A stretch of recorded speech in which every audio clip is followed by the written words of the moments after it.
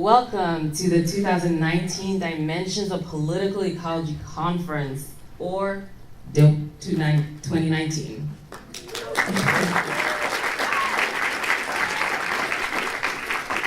My name is Priscilla McCutcheon, and I'm a third-year PhD student in the Department of Geography, and I am also your conference chair. I've been communicating with many of you. Thank you. I've been communicating with many of you via email. I love to send long emails because I want you to be clear that you know what I'm saying. The other organizers and I are very happy to have you here with us today. So for a while, it didn't seem like this was going to happen. So like every year, we like to see some slight growth in the number of registrants that we have. And back in December, the number of registrants for this conference was in the hundreds.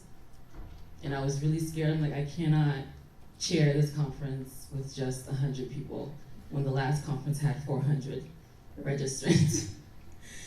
And then last week, when we checked the registration, it was 430 people. So I'm like, we cannot promote this anymore. This is too many people. We can't host 400 people.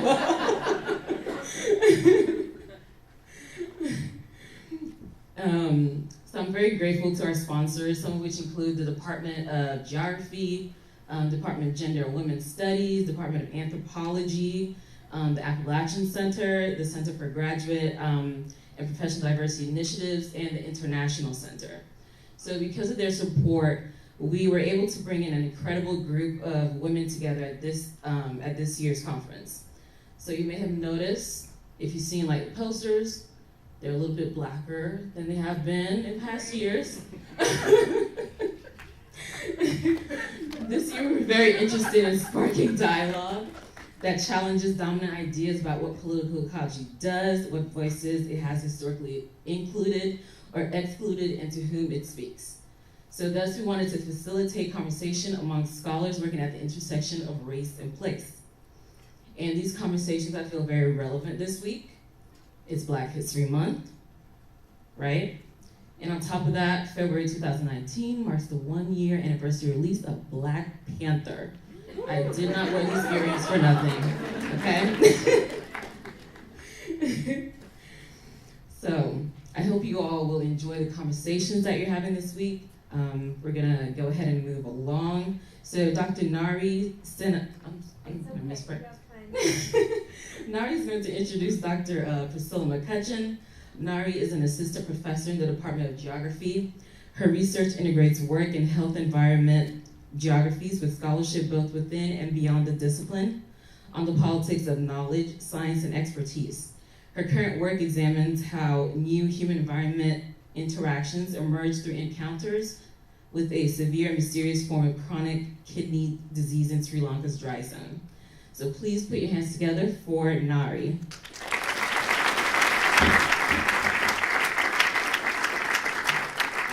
So thanks for me. So I was really honored when I was asked to introduce Priscilla today, and I was really thrilled when I learned that she would be providing and presenting the opening address for DOPE this year.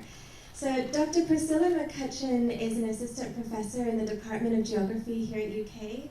Much of Priscilla's work has focused on Black faith-based food programs. This has included analyses of emergency food programs at Black Protestant churches, as well as sustainable agricultural projects implemented by Black nationalist organizations. She is currently researching the National Council of Negro Women. This is a historic Black middle and upper middle class organization which had a widespread hunger and health campaign during the civil rights and Black Power movement. In particular, Priscilla examines how the National Council of Negro Women mobilized respectability politics to advance a comprehensive and at times revolutionary agenda around food, health, and poverty. Priscilla is also increasingly interested in Black spiritual and religious geographies and the ways in which the spirit is used to conceptualize space and place, particularly in the US South. These interests have found expression in a conference that she recently co-hosted with Ellen Cole, and this is a conference on race, environment, and spirituality at the University of Louisville. They have also co-edited a forthcoming Antipode intervention in which scholars, activists, and faith leaders provide commentary on the powerful and at times controversial role of spirituality and religion in environmental activism. So Priscilla's talk this afternoon is titled "Give Up the Mic for a Moment, Memory, Power, and Resistance on the Landscape." Please join me in welcoming Dr. Priscilla McCutcheon.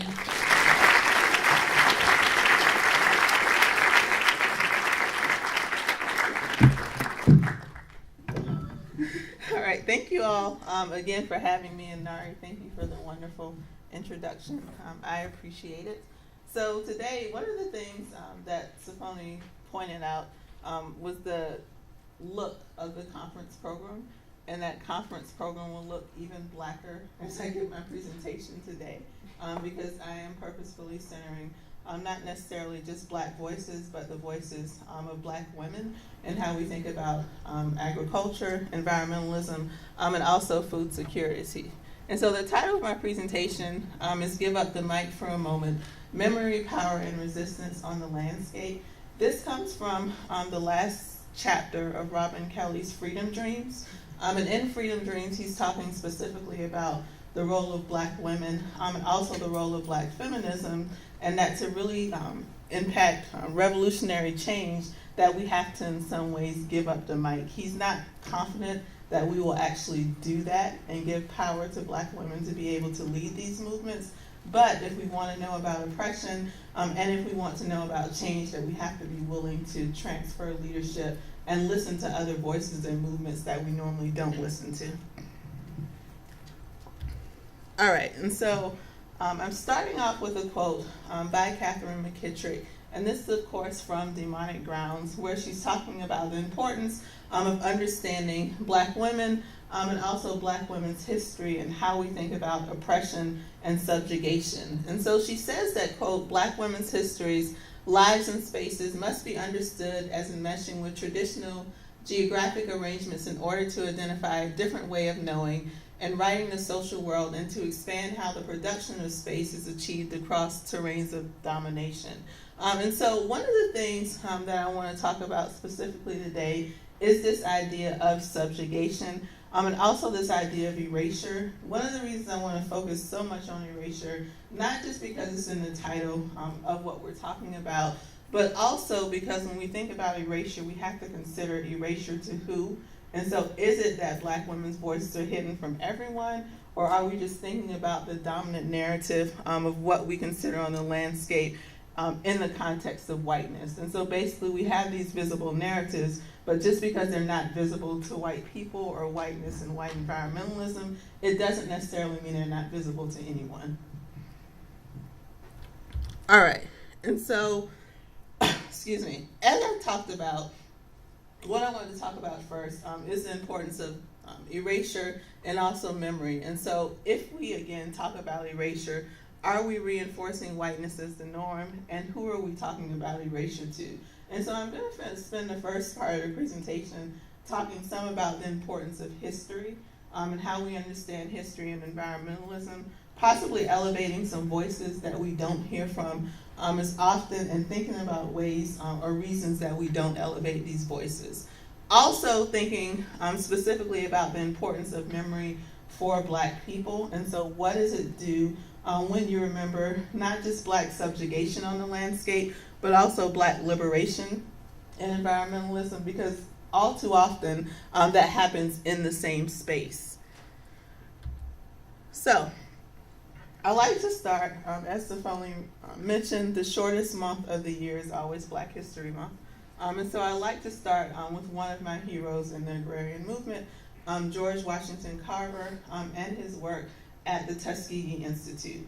One of the reasons that I start with George Washington Carver is because he's another one of those voices that's often mischaracterized with how we think about his contributions.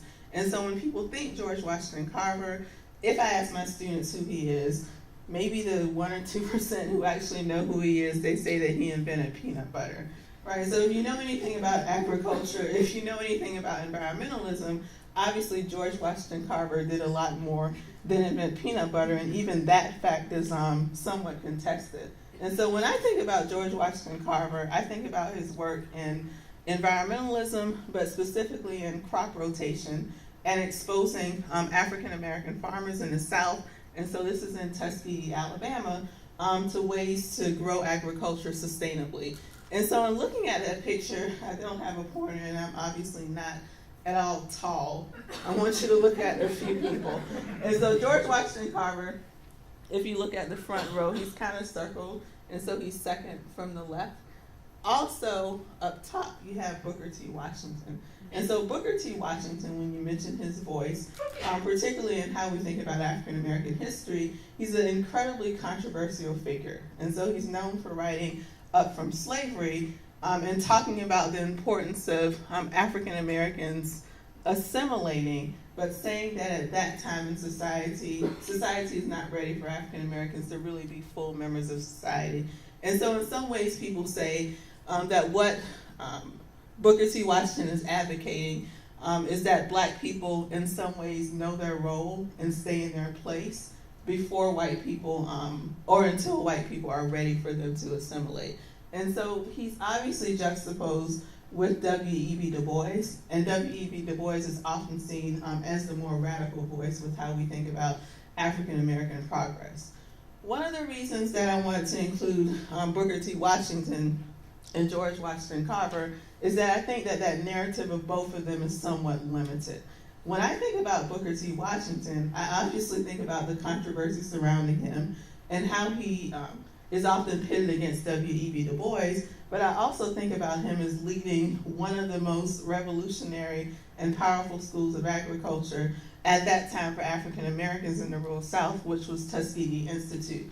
And so Tuskegee Institute is Tuskegee University today, and is still thriving. And Booker T. Washington brings on George Washington Carver to help lead Tuskegee Institute and lead some of their endeavors around agriculture. And again, their point is that people should be able, particularly black people, should have access to grow food and to grow food sustainably. And so, again, one of the reasons I wanted to put this up is in thinking about history and thinking about the power of memory, one of the things that often happens with black people is we're presented in a very limited way, and we're presented as a very single narrative, as opposed to thinking about the complexities around identity and also the complexities around progress. And Tuskegee Institute is a perfect example of that. So the second example, historical example that I wanted to give is somewhat personal to me. And so I'm a graduate of Spelman College. And one of the things that I think about with Spelman, or one thing that I never think about with Spelman, is agriculture and food security. Because now as it stands, it's not really presented as that type of institution. However, as I look back through literature, look back through some of the work that Ashanti Reese is doing at Spelman, one of the things that she talks about is Spelman's historic role in food security and agriculture. And you see this in terms of Victory Gardens. And so this slide, I won't stay on for too long, but one of the reasons, again, that I wanted to show it is that when we think about the power of memory and the power of presenting voices, often these voices are presented in very limited ways, and Spelman would be an example of that. And when I say limited, it doesn't necessarily always mean bad, right? So Spelman generally has a very good, a very positive narrative, but it's a very limited narrative because we don't think about them in the context of environmentalism. And so in Ashanti's piece, she talks specifically about what it means to study food at an HBCU. When we think about some of the, or the increase in food studies programs at colleges, there are very few at HBCUs, or historically black colleges and universities. And if I'm not mistaken, Spelman has the first food studies minor. It doesn't mean that people aren't studying these issues, but they're important. One of the reasons, and I'll come back to the importance of historically black colleges and universities, but one of the reasons I wanted to stay on this slide is because when we think about knowledge, who has it, and also the transfer of knowledge, often it goes one way, and sometimes the one way of this transfer we don't really consider. What I mean by that is that people will often get graduates of historically black colleges, but we don't think about institution building at these universities. And so what does it mean that you have tons of people doing work on food security, an increasing number of African Americans doing work on food security, but there are very few of them at historically black colleges because we're thinking about these universities in very limited ways. All right, so moving on, I wanted to talk about, and what I really did was try to take apart the title that Zafoni gave me, Reimagining the Subjugation of Black Bodies, Spaces, and Places. And I again go back to McKittrick to think about how we can reimagine these spaces. And so she says that, quote, the geographies of slavery, post-slavery, and black dispossession provide opportunities to notice that the right to be human carries in it a history of racial encounters and innovative black diaspora practices that in fact spatialize acts of survival. What she's saying, and this was a suggestion she gave me in response to an article that I submitted. And so the question would be, how do you know that it was her? Because it becomes very clear after a while who's responding to your articles. And she was very clear that the way in which I was thinking about agriculture and oppression on the landscape was limited. And what she meant by that was that I was looking at black dispossession, obviously slavery, also sharecropping, but I wasn't thinking about the revolutionary practices that happened from these acts of subjugation and from these acts of oppression. And so it gave me a different way of thinking about the landscape, but also thinking about not just presenting black oppression, black suffering, and black pain in one very limited way. And so an example that I'll give of this is something that goes way back, because I'm getting older, to my dissertation research.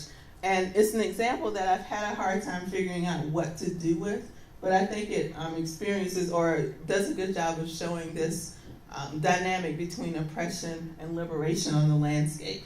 And so this example is of Beulah Land Farms of the Pan-African Orthodox Christian Church. Just briefly to give you an example of what this organization is, it's a black nationalist organization. It was once called the Shrine of the Black Madonna. If you've ever seen this movie called The Secret Life of Bees, it's the organization that they were loosely referring to. And so the Shrine of the Black Madonna was founded in Detroit, Michigan.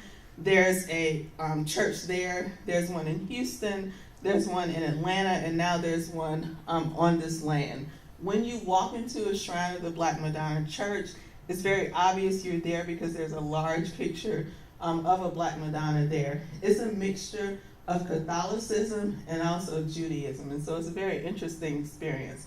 I've been to the church because a part of our education at Spelman was going to these different religious organizations.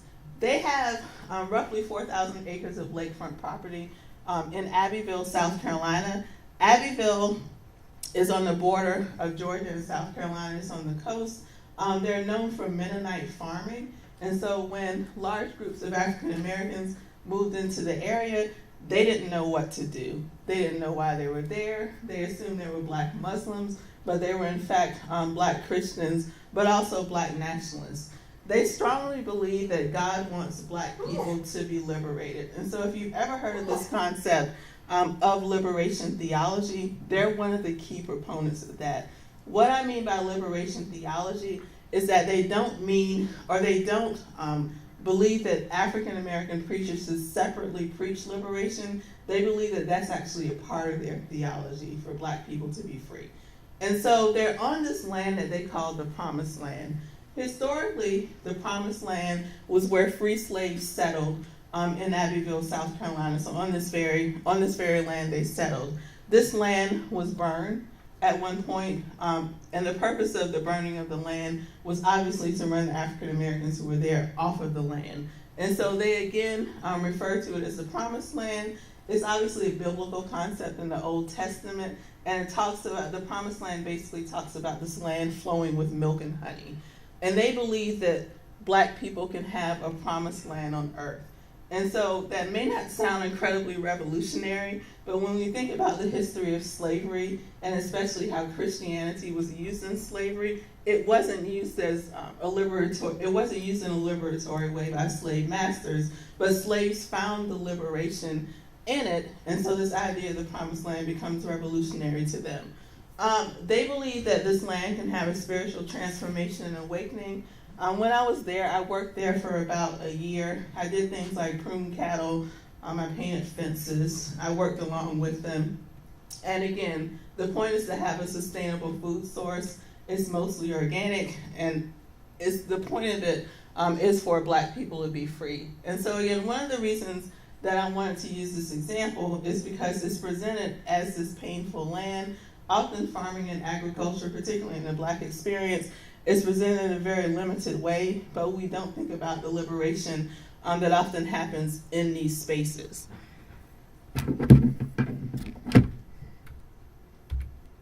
All right, and so the last part of the presentation, which I'm going to spend the bulk of my time on, is to think about knowledge. I don't know why I got obsessed with this part of the question so much, but this is the part that stood out to me the most. What is considered knowledge? Whose knowledge is legitimate? And where do we find this knowledge? And so is the source of this knowledge always in colleges and universities? Is it always in PWIs, and so predominantly white institutions? Why aren't we looking at the base of this knowledge in or at places where there are large numbers of people of color? So, going back to this question of what is considered knowledge. This slide is from the institute that we hosted at University of Louisville, where we focused specifically, on spirituality, religiosity, and environmentalism. It was an interesting space. I thought it was an incredibly powerful space. And one of the constants that came up, especially among those of us who are in geography, was that discussing religion and discussing spirituality in the context of radical and critical geography is not just not accepted, people don't really talk about it. One of the problems with people not talking about it is that they're often studying groups that rely specifically on religiosity or spirituality, but they still are uncomfortable addressing it. And we can think about the many reasons as to why they're uncomfortable. We all have our personal feelings about spirituality and religiosity, but one of the things that Ellen Cole brought up in her intervention piece was that when we leave out spirituality and religiosity, we're leaving out an important and incredibly critical part of people's identity, specifically because we're uncomfortable with it. And so Ellen says that as I've begun to think more deeply about the role of spirituality in critical geographies, two questions arise. The first question is, why are we hesitant to actively engage with spirituality?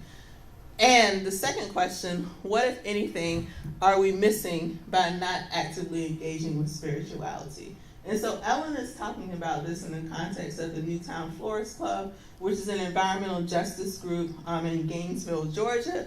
And one of the things she says is that at the very beginning of each meeting, these women pray. But she does not engage with that at all, in part because she's uncomfortable with engaging with that. But how does it change their view towards spirituality and religiosity? And so she goes on to say that this does not mean that everyone has to, nor should, critically engage with spirituality and religion.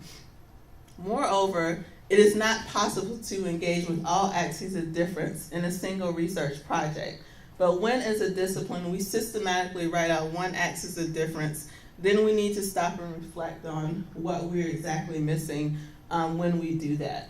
And so, again, we convened a group of activists, faith-based leaders, and also scholars to talk about these questions and engage with them.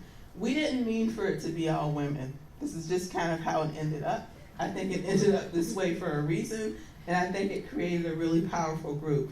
It also ended up that we had a group of elders that, again, this wasn't planned, but Reverend Dell, who's in the center, is a spiritual leader. She's an elder. She has strong opinions, but we created a space where we were able to all express those opinions.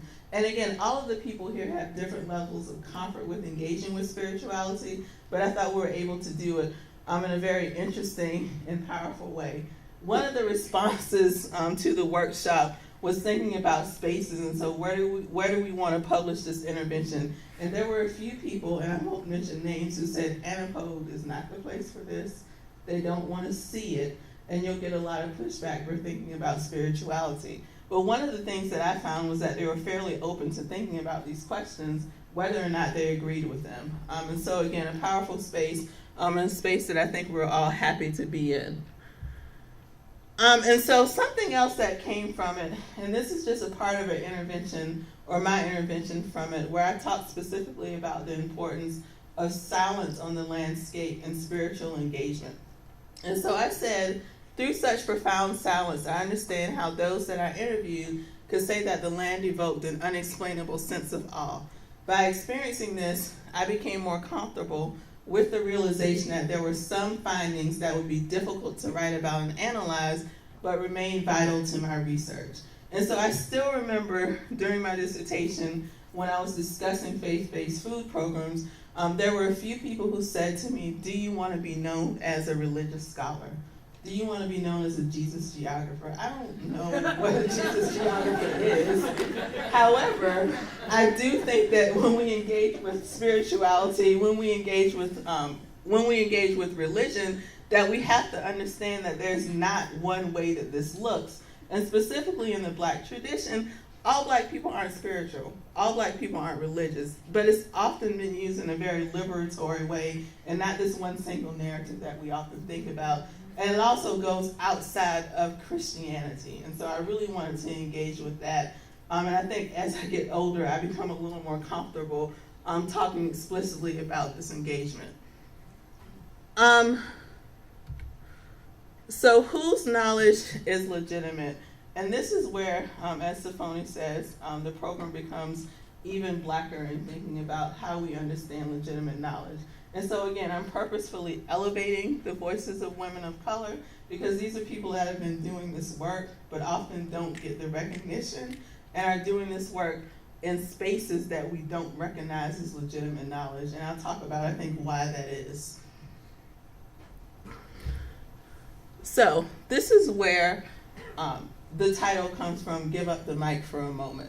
So Robin Kelley says that now there's the real question, can we all get along long enough to make a revolution? Perhaps. But history tells us that it will mean taking leadership from some very radical women of color. And if that's the case, I'm not holding my breath. What the old guard male militants really need to do is give up the mic for a moment. Listen to the victims of democracy, sing their dreams of a new world, and take notes on how to fight for the freedom of all. And so at the very beginning of Freedom Dreams, Robin Kelley talks specifically about seeing with his third eye. And he says that he got that ability from his mother. She was able to dream of new possibilities, she was able to dream of revolution, and she was able to dream of things like clean water and clean air. So he specifically mentions environmental components of her dream, and she was able to do that because she experienced oppression in a way that no one else did. And so what he's saying in this last chapter of this book is that we have to give up the mic to people who experienced oppression. It's literally been felt in their bodies, but they've not really been able to give, they've not really been given the recognition that they understand liberation, and they often guide liberatory movements. And so when we think about the space or the position of Black women in liberation movements, we're often seen as the backdrop of these movements, we often provide the information, we often provide the knowledge, but we're never really given the recognition. Something else I wanted to point out was this idea of giving up the mic. So giving up the mic is not just sharing space. Giving up the mic means that for someone to actually not be given legitimacy, but for someone to have a voice, that means that someone has to be quiet. And so that means that there are a certain group of people who are often seen as the leaders of these movements, whether based on race, but usually this conflation of race, class, gender, and sexuality, that some people have to be quiet and women of color's voices have to be heard. And so I think that's one of the problems when we think about words like diversity, words like inclusion in some of these movements, is that we don't talk about the fact that to include some people, it doesn't mean you have to exclude others, but for a single, or for some moments that certain people just have to be quiet and let other people talk. And when we think about the history of society, certain people have problems being quiet and elevating other voices. And you can read into that whatever you want. And I'm happy to tell you exactly what I mean by that as I go through this. So, what are some examples of this? And one example that I often use, being a Southerner from South Carolina, is Fannie Lou Hamer.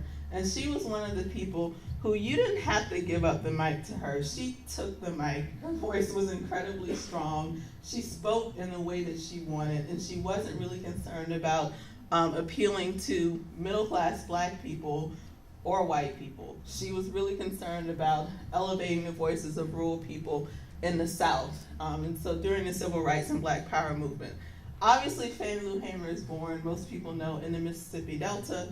And she starts, or is a part of Delta Ministry, and starts Freedom Farms. Freedom Farms is an anti-poverty initiative, and one of the goals of Freedom Farms is to not only provide housing for Black people, but also provide space for Black people, specifically Black women, to be safe. What do I mean by that? One of the things that stood out to me the most when I looked at the history of her narrative is that safety was a big concern. She talked about her mother carrying a pistol in the field. And so why would her mother carry a pistol in the field? Because historically among African Americans, particularly African American women, fields weren't safe places. Fields were the spaces often that violence, particularly sexual violence, was visited among Black women. And so her mother carried a pistol in the field to protect her from this. Freedom Farms ultimately failed. I don't use this term, she uses this term. One of the reasons that in her eyes it failed is because she looked at cooperative development in a totally different way. And so she didn't believe that people should have to buy into cooperative development, because particularly during this time period, people didn't have the funds to. And she looked at other ways that people could buy into this and achieve this dream. And so I mentioned my piece, but really the seminal work that mentions Fannie Lou Hamer's work is a new narrative, or a new book that's coming out by Monica White, where she talks not only about Fannie Lou Hamer, but other examples of cooperative development among Black people. Another example, and this example I will continue to struggle with until I write it out and have some reviewers tell me about how to actually fix it. And this is the National Council of Negro Women.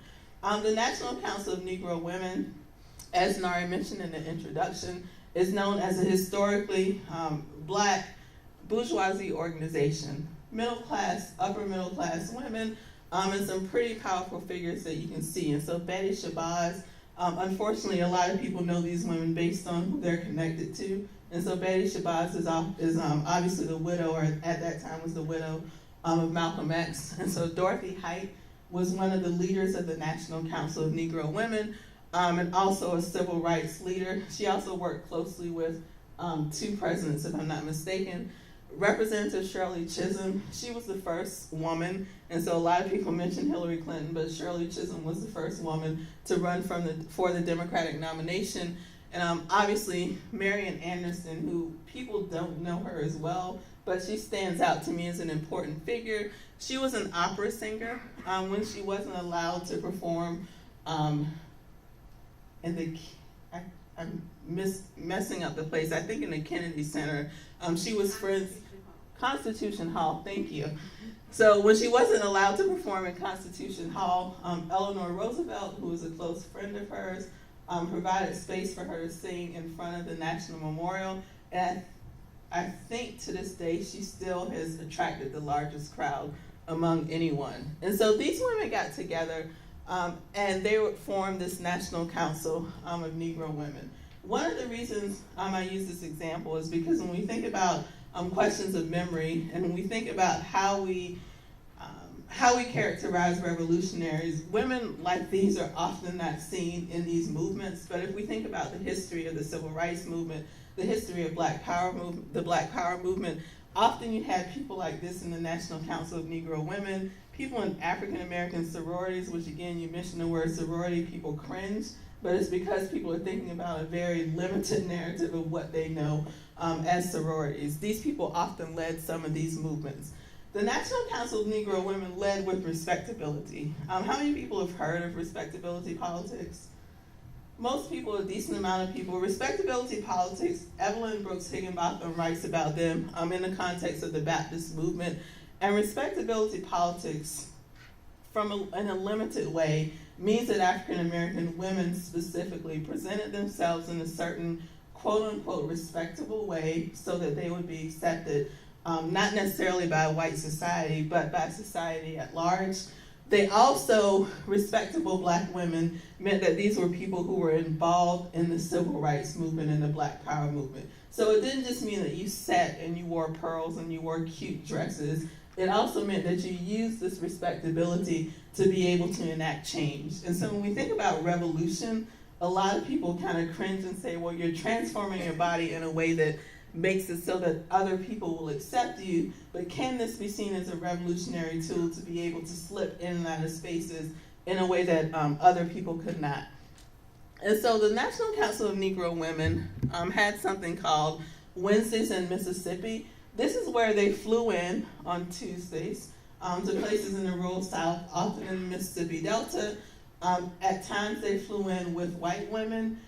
They organized, and so they got large groups of women together to be able to talk about voter registration. But they did it in a way where no one would notice. Also, what stands out for me to them is the self-help campaign against hunger and this 1972 hunger convocation. In this self-help campaign against hunger, they included things like access to health care, access to political empowerment as a way to decreasing food insecurity, among black people. And so they were thinking about this comprehensive plan around health care and this comprehensive plan around hunger in a way that most people had not. Again, I attempt to not be tied up too much into labels in terms of, is this group radical? Probably not, and obviously they wouldn't like being characterized as radical themselves, but they did something, I think, incredibly revolutionary, and they used something, i.e. their bodies, in a way that is problematic, but also really creative to be able to make change around hunger and food security. I also use them as an example because when we think about words like radical and we think about words like revolutionary, the people that are defining what that means and what that looks like often don't look like these women. And so how can we think about how they characterize themselves? All right, and so where is this knowledge? A lot of this knowledge, I would argue, is at historically black colleges and universities. As I said, I went to one, so I'm obviously a little biased, but one of the things I found was that people often approached us, often came to us because they wanted our bodies, but they weren't looking at our institution as really the holder of this knowledge, which I still find highly problematic. And so if we think about people at these schools, are we poaching people, but not really thinking about how we can build these schools or help build these schools institutionally? Specifically HBCUs and minority-serving institutions. Also, this knowledge is, of course, with black women, which I'll talk about a little more. So one example institutionally of this knowledge is at Paul Quinn College. Paul Quinn College is a historically black college of the African Methodist Episcopal Church. I won't go too much into that church, but when you want to talk about revolution, that's the church that you have to understand, the organization that you have to understand. The history of that church is that the two leaders of that church were praying in a Methodist church. As they were praying, someone came to them, so white people, parishioners came to them, and literally got them up off of their knees. And so one of these parishioners was Richard Allen. At the point that they were removed from the church because they were praying in a space that they weren't supposed to, they formed the African Methodist Episcopal Church, which is still one of the largest black Protestant denominations to this day.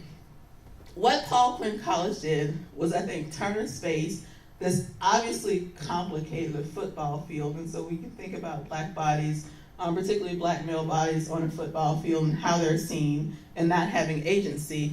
And what it says, and I won't play the video, but what they say in the video is that the football program was not making money. But they were thinking about ways to feed people, and so they turned the football field into a farm. this farm is now the largest money producer and helps fund the school and also provides internships for the students. And so I think it's a different way of thinking about how we can change and how we can transform certain spaces.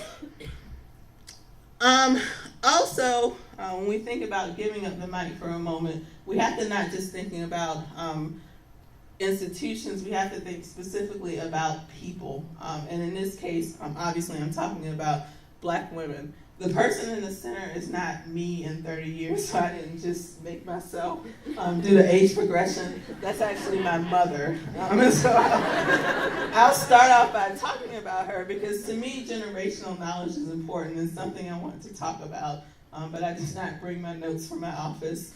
And a lot of my generational knowledge comes from my mother. And so I mentioned being from South Carolina, a small town in South Carolina. My grandparents were farmers. My mother was still is an agricultural entomologist, and so she studies bugs and imparted on me this love of bugs. Dogs, no. Bugs, yes. So I'm very odd in that way. And one of the reasons that she studied that is because she went through her PhD program, I think, in like the late 70s, early 80s. And when she went through it, there was nothing, public health wasn't really something you studied, and so it wasn't a large discipline. But growing up on a farm, one of the main health problems she saw were the use of pesticides and insecticides on the farm. And so she studied specifically biological control. How can we let insects control themselves so we don't have to use so many pests? And she worked with Black farmers a lot. And so when I think about race and environmentalism, race and agriculture, often we pinpoint people like myself, like some other people on here, who specifically talk about questions of race, but we don't think about people on the hard science side who are engaging with this, but doing it in a way that is sometimes a little more covert. And so Keisha Harris is also someone who studies the food system, but she's a dietitian who studies the food system. Darcia is amazing. She's the farm manager at Paul Quinn College, and so it's what I just showed you. She was at this conference, and one of the things she says is that when she walks into a room, no one thinks that she's a farmer, but she specifically classifies herself as a farmer. Jillian Highshaw, she's an attorney, and one of the reasons that I bring her up is because she has a degree in agricultural law from University of Arkansas. And she specifically works with Black farmers to develop wills and to develop trusts on their lands. And so we don't think about what happens to land after people die. And she specifically focuses on that. Obviously, Ashanti Reese, and so she has a book coming out about DC and supermarkets in DC. And Monica White, which a lot of people know, her book just came out about cooperatives. And so one of the reasons, again, I wanted to use this slide is to center the voices of Black women. And these are women who have been doing this stuff for years, but we don't think about them as the holders of knowledge. And one of the questions that I kind of want to run through everyone's mind is why don't we think about them as holding this knowledge? And what happens when we change the people that come to mind for this basis of knowledge? And so lastly, just to again signal some people and some projects for knowledge and coalition building, I mentioned Ashanti's book, which is coming out, and Monica's book, which is out about freedom farmers. And something else, and not to go too far into this question of knowledge, but something else that I did want to think about is when you look at who's publishing these books and who's publishing books that really elevate the voices of women of color and look at it from a different landscape, there are certain presses that stand out. And so institutionally, what can we do to make sure that this happens across multiple presses? And so in progress, Latoya, Dr. Eve's book, Unknowable Geography and Black Feminisms, and also a book project that I'm working on where we look at the role of food and the role of agriculture, but we go beyond the kitchen table or outside of the kitchen to think about African American women, in the food system, and also how this relates to health. So, lastly, I wanted to end with the quote that I signaled by Robin Kelly, which is about dreaming in the Black radical tradition. And this is something that I keep in the back of my mind as I think about my own work and think about what I want this world to look like, what I want environmentalism and agriculture to look like. And he talks about, again, his mother dreaming with her third eye. And he says that she dreamed of land, a spacious house, fresh air, organic food, and endless meadows without boundaries, free of evil and violence, free of toxins and environmental hazards, free of poverty, racism and sexism, just free. She never talked about how we might create such a world, nor had she connected her vision to any political ideology. And so obviously when we think about radical traditions, some people would argue that when you take away people's ability to dream, or when you attempt to take away people's ability to dream, that's one of the ultimate signs of oppression. And that in this case, Robin Kelly is saying that Black people, and specifically Black women, have always had this ability to dream and think of something different for the future. And so secondly, he says that now that I look back with hindsight, my writing and the kind of politics to which I've been drawn had more to do with imagining a different future than being pissed off about the present. And so how can we think of something different? Who's thinking of it? And how do we look beyond the circumstances that we're in right now? So I will end there. I actually made pretty good time. And I'm happy to have any questions and comments. Thank you.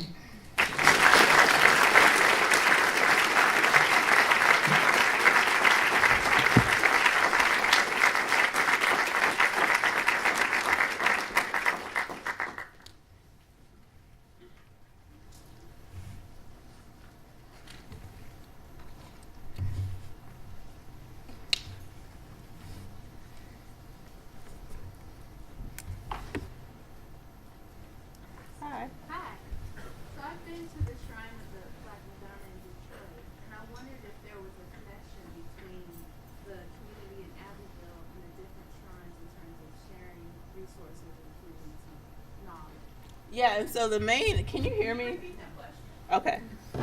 So I will, I'll try to repeat the question, and you can, Jillian, right? Yes. Correct me if I'm wrong. So Jillian asked about the Shrine of the Black Madonna, and she said that she's been to the one in Detroit, and whether or not they share resources with the other shrines, and so in Atlanta, and I didn't mention Houston, and also in Abbeville.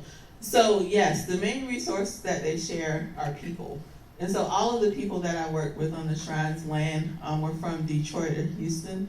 Most of them had some history of being in agriculture through their families, but had never lived in rural areas themselves. And so if you can imagine people from the city of Detroit, the city of Houston, going to Abbeville, South Carolina, which is the middle of nowhere, and I don't say that in a derogatory way because I grew up in a town of 3,000 people, but it is the middle of nowhere. And most of them had no farming experience. So the main thing that they shared were resources through people, and people were assigned to go work on the land. And so it's a very insular, centralized church, and people through a central body were assigned to go work in these different areas. The way that the church got funded was through the entire body of the way that the farm got funded was through the entire body of the church, and so they had a fundraising campaign. All members of the church were really required to participate, and after the fundraising campaign, Albert Clay, who's the founder of the church, he went to review the actual land, and this is actually where he passed away. He's not buried there, but he died during that visit on the land. And so people is the main resource that they share. Did you find that women played strong roles or had a strong voice? So that was the most complicated part of the experience for me. I often talk about that research experience in conjunction with the Nation of Islam. One of the reasons that I used them is because I wanted to actually do ethnographic field work with them because they have farms in South Georgia. I wasn't allowed to because of gender. Also at that time I was unmarried, which was a big deal to them, and so I couldn't go on the farm and work with a bunch of men. And so they cut off really contact with me because of that. the Shrine of the Black Madonna elevates women in a very complicated way, and so obviously the picture of the Black Madonna is not just elevating women, but specifically elevating Black women. They allowed me to work on the farm, and so I only worked with guys on the farm. But one of the things I talk about in the piece that I wrote is that it was a very isolating experience. No one actually talked to me the whole time. And I think one of the reasons is not just that I was not a member of the organization, but gender played a role in it. There was one woman who worked in the office, but she didn't work on the land. And so I was allowed to work outside with them. I talked about their founder, Albert Clegg. His daughter is Pearl Clegg, and so if you know much about literature, she's a major literary figure, and they often elevate her too as a major leader in the organization. And so I say all of that to say that it's incredibly complicated. The gender politics are not as pronounced, obviously, as the Nation of Islam, but they were there. There were questions about like my interpersonal relationships that I was sometimes uncomfortable with, and so they cared about gender politics, but it wasn't in my face in the same way that it was with the Nation. Up here. I was wondering if you could say more, draw out the relationship of food, farming, land, in these stories of kind of liberation and imagination that you're talking about. And so one of the things, I was talking to April earlier, and we had a really good conversation about the awareness of everything and why we're so interested in geography. And one of the things that happens with liberation is that it has to have a place. And so the question of land and the question of land ownership becomes incredibly important. That's the part that gets a little shaky, right? Because when we think about land ownership, we're thinking about it under capitalism. But often the people that want us to not think about ownership in that way have not had a history of land dispossession and not being able to own land. And so I think the question of ownership is incredibly important. I think liberation does have to have an actual place, and often the actual place, ownership of that place has not been afforded to African Americans and has been like actively taken away. So I don't know if that kind of answers the question, but I do think the place part of it is important. One thing I will say, this goes back to the Shrine of the Madonna example and why I use them, is because they're using this very spiritual and religious example of where liberation is, and they're saying that we can bring this down literally. And so this could be heaven on earth. We don't have to wait for Black people to die and go to the afterlife and experience this euphoric idea of heaven. We can create a sustainable food system and do it on earth. But again, they had to have a place, and so they have 4,000 acres of prime property that they own in an area where you don't see many Black people owning property. Up here.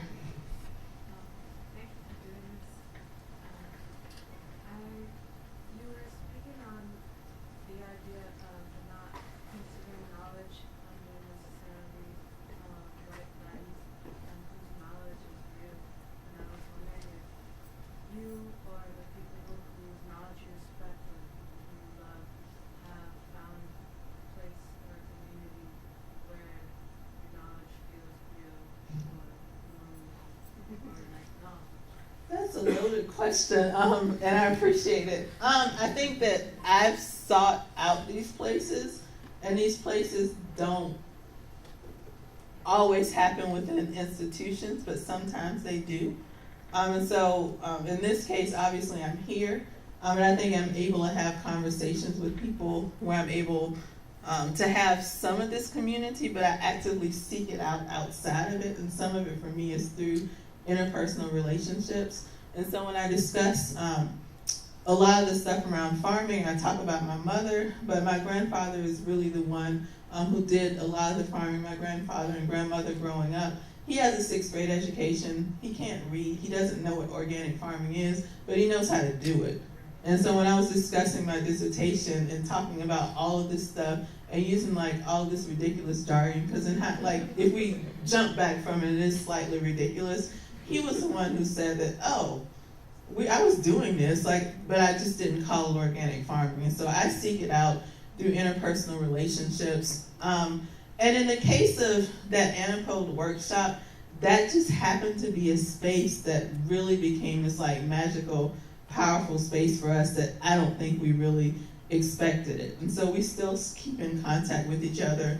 We're starting a book club. The book club is about environmentalism and agriculture, and we're reading books all by women of color. And it's just a way for us to check in and make sure that everyone's okay. And so I seek out spaces that intellectually fulfill me, but a part of my intellectual fulfillment is spaces that appreciate what I do and understand that there's a passion that goes beyond just having a degree behind my name or like having accolades, because that stuff is important on paper, but it's not what drives me, because academia is too hard for just those little things to drive me. I'm trying to think of other spaces that I seek it out. Interdisciplinary research, and so that for me is that's kind of a very academic answer, but one of the reasons that I'm working on this book project is not something that at this stage of my career is counts, right? And so we think about being counting in what we're doing, but it's important to me, and working with this group of women is incredibly important to me. And so I'm not able to do the other work that I do without doing the work that I'm passionate about, and so I kind of bring it all together. I could do a better job of seeking out probably more communities, because sometimes we get stuck in certain spaces, especially in the academy, but those are just some of the things that I seek out: really family, interdisciplinary research, and friends. And that one sounds incredibly cliche, but I found a group of friends, particularly in geography. We don't do similar research, but we're able to bounce ideas off of each other, bounce really anything off of each other in terms of like thinking about personal relationships and how we can grow not just as scholars, but be whole people, because I'm not one of those people who wants to live my life in the academy and be a person that doesn't develop personally at the same time. Yes? I was really struck by the last quote that you had on there from, I think, Robin Kelly, dreaming about this sort of utopian world, but without necessarily connecting it to a political ideology. And so, just picking up some threads from your talk, there's, this sense of spirituality, like let's not reject that. Also, ideas of ownership, let's not reject that either. Let's dream. I don't know if you necessarily share this. So the question is really, where would you come down on issues of political ideology? Do we need to construct some sort of new intersectional ideology, or is this like a non-ideologized, or whatever you say, non-ideological project that we should be thinking of, or how would you respond to those? Especially in this world where everything is flowing through political parties, and it's hard oftentimes to think outside of an ideological box. So, trying to think of a way to genuinely answer that question. I think that there is a way to have some of these visions and some of these dreams about some of the things that Kelly is talking about beyond the political ideology. I don't know how that actualizes in a U.S. context. And so when I think about my own thinking, I very much fall in line with the particular political ideology, which is not really hard to see based on my presentation. But I would still have these ideas if it wasn't within this political ideology. And so I guess if I'm thinking through your question and trying to think of a coherent answer to your question, I would probably go back to my grandfather, because he thinks about politics in a very particular way. I read the ballot to him, and he checks off the things that make sense to him. And so this is a very religious guy. He's a deacon in the Baptist church. And one of the measures that went through South Carolina a few years ago was about same-sex marriage. I didn't know what he would say. I assumed based on his religious ideology that he would be voting against it. But he said, no, people should be able to be happy, because that was just that's a part of who he is and a part of his being, even if who knows how he feels about it outside of that. And so I think that I think that it's possible to go beyond political ideology. At the same time, when I think about people that fall squarely in line with certain political ideologies that I deem to be racist and sexist, I would have a hard time personally, even if they are saying they want clean air, clean water, all this other stuff, but they're the biggest racists in the world. I don't see coalition building happening, and so that question is going to be on my mind because I struggle with it a little. But maybe it just means that we have multiple coalitions and we organize around multiple things as opposed to one large agenda. And I guess again, I'm thinking through your question as I'm talking about it, but in looking at how a lot of Black people have mobilized, especially during the Civil Rights and Black Power movement, they didn't all think the same around every single issue, but they believed in freedom and equality and human rights. But we should still be able to talk about maybe the differences and nuances among that. So I did not answer your question, but I'm trying to think through it. I'll continue to think about it. That's it. Okay. All right. Thank you all.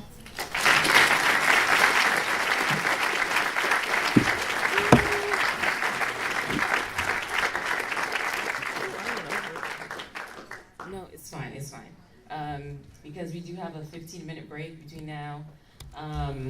We're gonna head back to Patterson Hall because we have another session block before we head to Memorial Hall for the plenary panel later on today. So we're all gonna exit out here and walk back to Patterson Hall.